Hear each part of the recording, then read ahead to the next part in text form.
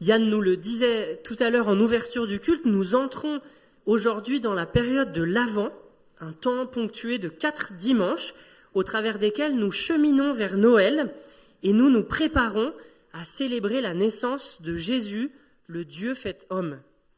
Mais pourquoi alors nous préparer à la venue de Jésus, puisqu'il est déjà venu ? Pourquoi nous placer en situation d'attente alors que cela fait un peu plus de 2000 ans que le Sauveur est né ? En réalité, si nous célébrons ce temps de l'Avent, si nous nous plaçons en situation d'attente et de préparation, c'est parce que réellement nous attendons encore sa venue. Certes, non plus la première, mais la seconde. Nous vivons en fait dans la période de temps entre ces deux venues, entre la première venue de Jésus il y a un peu plus de 2000 ans et entre la seconde venue que nous attendons encore. Et dans cette période entre les deux venues, nous vivons dans une tension entre un déjà, ce que le Christ a déjà accompli par sa vie, sa mort et sa résurrection il y a à peu près 2000 ans, et un pas encore, tension entre un déjà et un pas encore, ce que nous attendons toujours que le Christ déploiera lorsqu'il reviendra. Nous vivons dans cette tension. Et dans cette tension, nous vivons dans un état d'attente. Nous attendons ce pas encore, nous attendons que le Seigneur revienne. Mais qu'attendons-nous au juste avec sa venue ? Qu'adviendra-t-il lorsqu'il reviendra ? Qu'est-ce que son retour changera pour le monde, pour nos vies et pour l'Église ? Je vous propose d'écouter comment Jean en parle dans son livre de l'Apocalypse. Et c'est ce livre de l'Apocalypse qui nous accompagnera tout au long de l'Avent cette année. Et aujourd'hui, sur ce thème de l'attente, de notre espérance, on va lire dans l'Apocalypse au chapitre 21, les versets 1 à 8. Apocalypse, chapitre 21, les versets 1 à 8. Puis je vis un ciel nouveau et une terre nouvelle, car le premier ciel et la première terre avaient disparu, et la mer n'existait plus. Je vis la ville sainte, la nouvelle Jérusalem, descendre du ciel d'auprès de Dieu, belle comme une mariée qui s'est parée pour son époux. Et j'entendis une forte voix venant du trône qui disait : « Voici la tente de Dieu avec les hommes. Il habitera avec eux, ils seront ses peuples, et lui, Dieu avec eux, sera leur Dieu. Il essuiera toute larme de leurs yeux. La mort ne sera plus, et il n'y aura plus ni deuil, ni plainte, ni souffrance, car ce qui était autrefois a définitivement disparu. » Alors celui qui siège sur le trône déclara : « Voici, je renouvelle toutes choses. » Il ajouta : « Écris que ces paroles sont vraies et entièrement dignes de confiance. » Puis il me dit : « C'en est fait. Je suis l'alpha et l'oméga, le commencement et la fin. À celui qui a soif, je donnerai, moi, à boire gratuitement à la source d'où coule l'eau de la vie. Tel sera l'héritage du vainqueur. Je serai son Dieu et il sera mon fils. Quant aux lâches, aux infidèles, aux dépravés, meurtriers et débauchés, aux magiciens, aux idolâtres et à tous les menteurs, leur part sera l'étang ardent de feu et de soufre, c'est-à-dire la seconde mort. » Amen. Je vous invite à la prière. Seigneur, oui, nous croyons que ta parole est vraie et entièrement digne de confiance. Te prions que nous soyons transformés par ta parole ce matin. Amen. Première promesse de ce texte, premier élément dont Jean dit que nous attendons le déploiement, la promesse d'un ciel nouveau et d'une terre nouvelle. Cette promesse en particulier d'une terre nouvelle, je crois, nous invite à revoir notre imaginaire chrétien d'un enlèvement, d'une fuite au ciel et d'une disparition de la terre.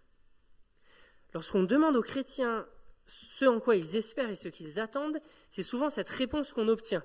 Un enlèvement, une fuite au ciel et une disparition de la terre. Ce n'est pas ce que nous promet la Bible. Nous n'attendons pas une fuite au ciel et une disparition de la terre.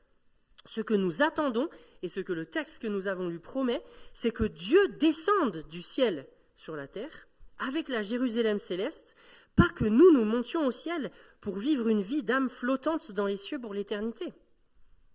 Le mouvement majeur de notre espérance n'est pas une montée de l'Église au ciel, mais une descente de Dieu sur la terre, sur une terre qu'il renouvellera, sur une terre où il habitera et avec laquelle nous habiterons pour l'éternité. Dieu n'abandonne pas sa création à la destruction et à la mort, sans quoi sa victoire sur la mort à la croix ne serait pas totale. Si l'histoire humaine ne se termine pas par un renouvellement de la création, alors la victoire de Christ à la croix n'est pas totale. Alors Dieu abandonnerait entre les griffes de la mort et de la destruction sa création. Mais ce n'est pas ça que nous dit l'Écriture. Dieu n'abandonne rien entre les griffes de la mort et de la destruction. Ni sa création, ni nos corps. Dieu dit, voici, je renouvelle toutes choses. Lorsqu'il reviendra, il renouvellera la création et il descendra pour vivre sur cette terre nouvelle. Voilà notre espérance, de vivre avec Dieu pour l'éternité dans une création renouvelée, avec des corps nouveaux, et non pas, nous n'attendons pas, comme nous l'imaginons souvent, d'être enlevés et de fuir au ciel pour l'éternité. Dieu renouvellera toute chose, il transformera radicalement la création présente afin qu'elle devienne ce ciel nouveau et cette terre nouvelle où nous vivrons pour toujours. Quelle espérance face au gémissement et à la souffrance de la création présente. Je reprends ici le vocabulaire de Paul en Romains 8 où il dit que la création présente gémit et souffre et elle attend, elle aspire, la création elle-même, à ce renouvellement de la fin. Quelle nouvelle que celle-ci! Ce n'est pas pour toujours que le climat se dérègle et que la biodiversité s'effondre. Ce n'est pas pour toujours que les êtres humains saccagent le cadeau que le Créateur leur a fait. Quelle bonne nouvelle aussi que de savoir que malgré les échecs politiques, à prendre la réelle mesure de la crise écologique que nous traversons, le renouvellement du monde est finalement assuré parce qu'entre les mains de Dieu. Cela ne va-t-il pas changer notre regard dès aujourd'hui sur le monde dans lequel nous vivons ? Cela doit changer la relation que nous avons à la création présente que de savoir que notre espérance n'est pas de fuir ce monde, mais que Dieu le sauve, que Dieu a un projet de salut pour sa création, pour ce monde. Nous attendons donc un ciel nouveau et une terre nouvelle. Première promesse de ce texte. Deuxième promesse, la fin de la souffrance et de la mort. Une des différences majeures entre la création présente dans laquelle nous vivons et la création à venir dont nous venons de parler, c'est que la souffrance, les larmes et la mort prendront fin. Et c'est Dieu lui-même qui essuiera toute larme de nos yeux. Dans la création à venir, en effet, le mal aura été arraché du monde et toutes ses conséquences bannies. Plus de maladies, ni de rhume, ni de Covid, ni de cancer. Plus de guerre, ni en Ukraine, ni au Burkina Faso, ni nulle part ailleurs. Plus de décès, que ce soit par vieillissement ou par accident. Quelle différence avec ce que nous vivons et ce que nous endurons aujourd'hui. Je crois qu'on ne peut même pas s'imaginer vraiment ce que ça veut dire que de vivre dans un monde où la maladie et la mort ne sont plus.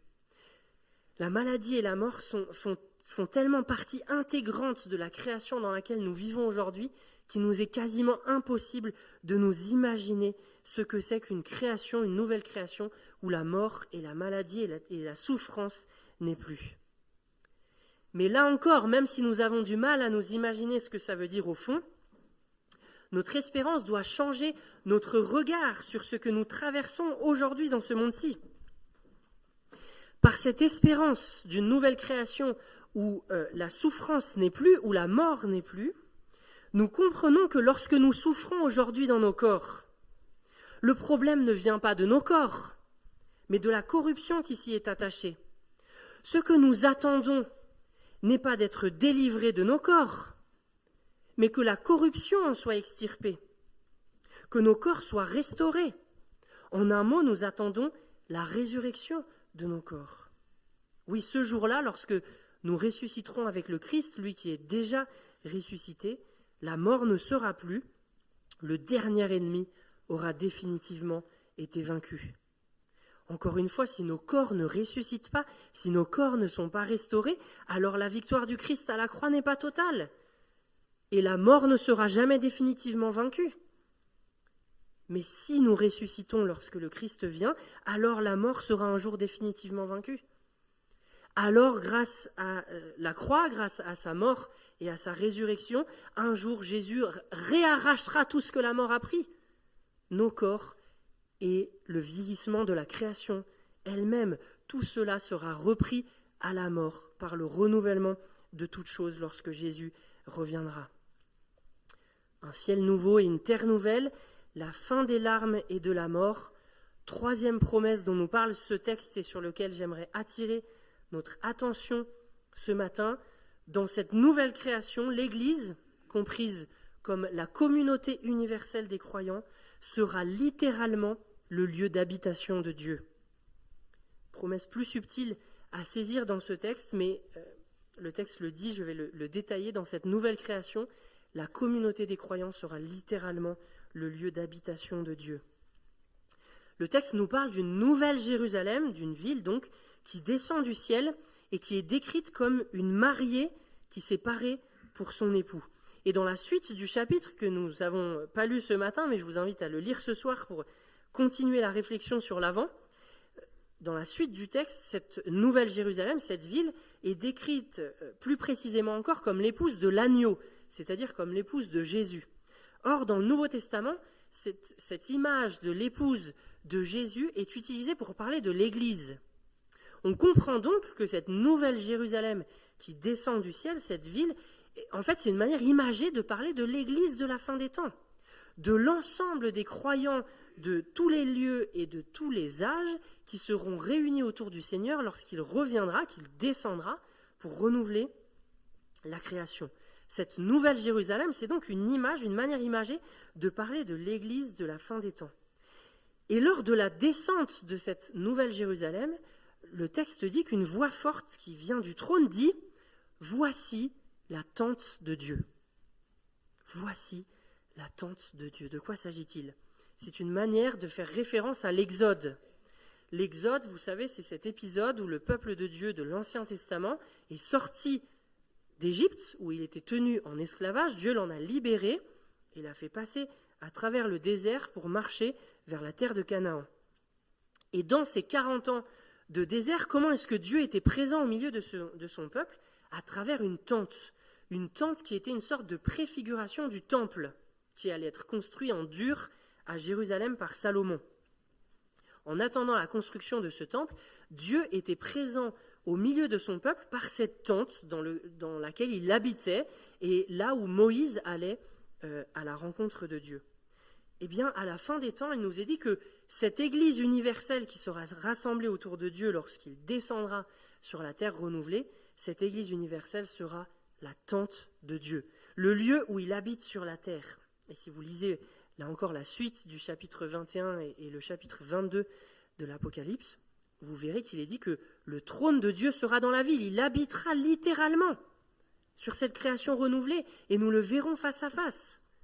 C'est pour ça que je parle bien d'une habitation littérale, immédiate, directe de Dieu au milieu de son Église de tous les âges et de tous les temps réunis autour de lui lorsqu'il reviendra sur cette terre renouvelée.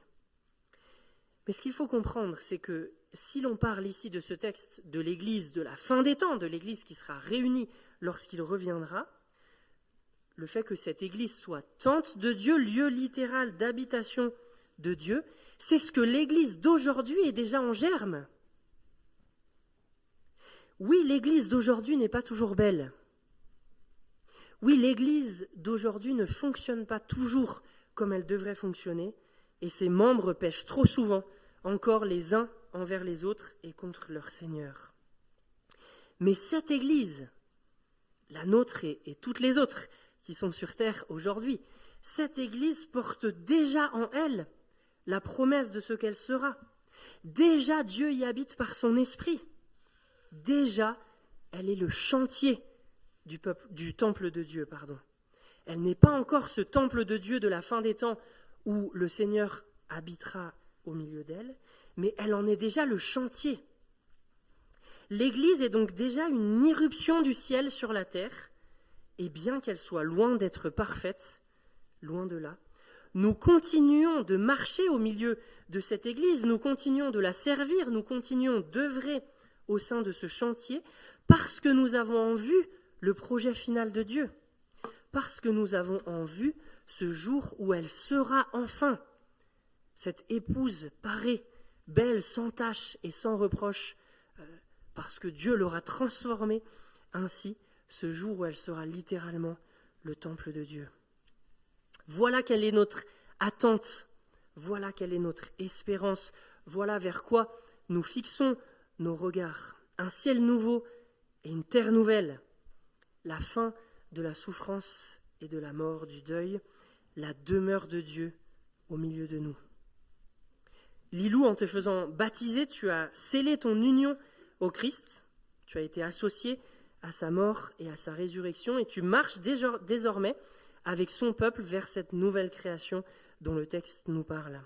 Tu as fait tienne cette espérance de ce jour où Dieu essuiera toute larme de nos yeux. Que dans cette période où nous vivons entre les deux venues du Christ, que cette espérance soit notre ancre et notre voile, comme nous l'avons chanté à travers du chant que tu as choisi, Lilou. Amen. Je vous invite à un temps de silence pour refaire vôtre peut-être cette espérance dont le texte nous parle, et je terminerai ce temps par la prière.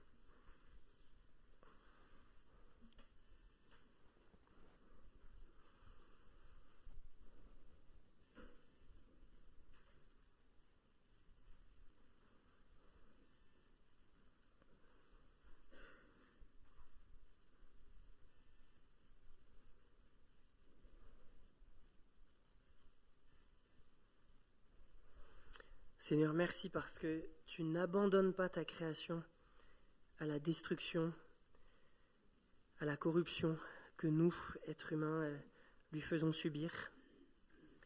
Merci parce que tu n'abandonnes pas l'humanité au deuil, à la souffrance, à la mort et à tout ce que, là encore, nous nous faisons subir les uns aux autres.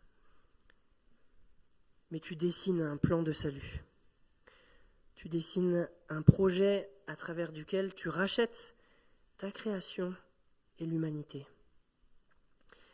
Seigneur, merci parce que ce ne sont pas que sur des promesses pour l'avenir sur lesquelles nous nous appuyons, mais nous savons que ces promesses sont certaines parce que tu es déjà venu, parce que déjà tu t'es fait homme, toi qui siégeais sur le trône de Dieu.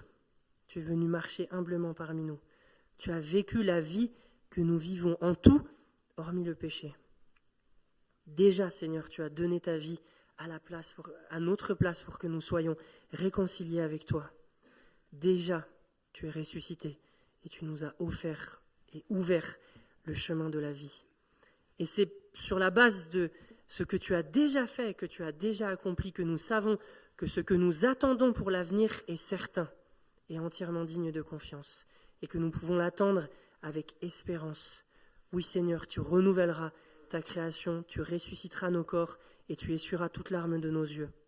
Seigneur, change sur la base de ces promesses notre regard sur la création présente, sur la maladie, sur ce que nous traversons.